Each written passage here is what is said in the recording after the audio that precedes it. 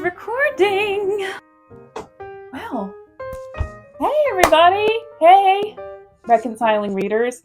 I don't know if that's my actual, well, I don't have an audience yet, so I don't know if that's my actual nickname for the people who are currently viewing me, but if you are currently viewing this video, welcome, you reconciling reader, you. So I have a podcast. Reconciling Reader has a podcast, and I recently did a podcast on Megan Fox's Pretty Boys Are Poisonous. I know, I've jumped on the poetry train.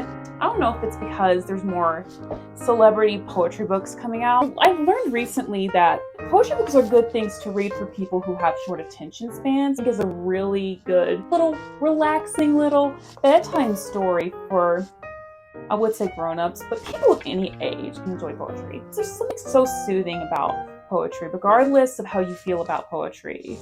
Because there seems to be a lot of opinions about poetry these days. Just kind of accept poetry for how it is. I don't know if that's how it is for you, but Pretty Boys Are Poisonous by Megan Fox. I mean, I would assume that pretty boys are poisonous.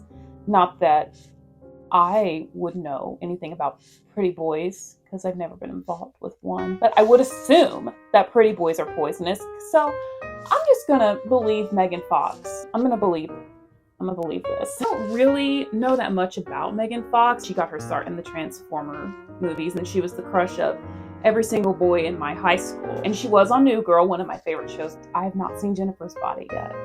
I kind of want to watch that now after it's kind of like made a comeback recently, kind of like a cult classic. But I think that Little Miss Megan Fox, I think she's got something going on I think she's got potential with poetry. I think she's got something there.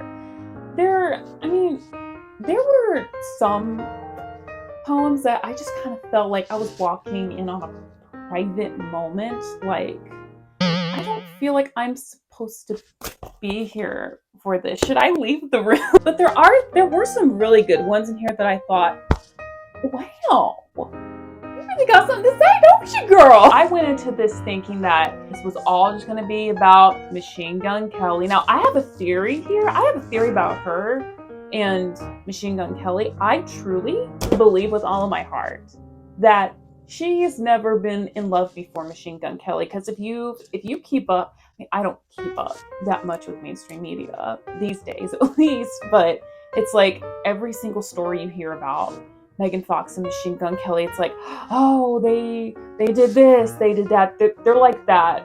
They're the couple that is like always in celebrity news. So I went into this thinking it was just like 90% of it was going to be about MGK, but I mean, I don't know Megan Fox personally, but I think there's at least a pretty good amount of these are about Machine Gun Kelly. But I actually did watch some of her interviews, some really deep stuff in here. She talks about things that she has gone through, like abuse and being in love, and she even wrote about a miscarriage that she had in the not so distant past, which was really sad. You don't want to say anything negative about somebody's art and because they put a lot of heart and soul into it, but I mean, if she came out with another poetry book, I would probably read it. I really do like that it's not like this big, heavy book of poems. I got this done all in one night. All in one night, y'all. But that's just because I read for 30 minutes a night, which is something that is very good for your brain. So if you want to get on my level, get my free reading guide.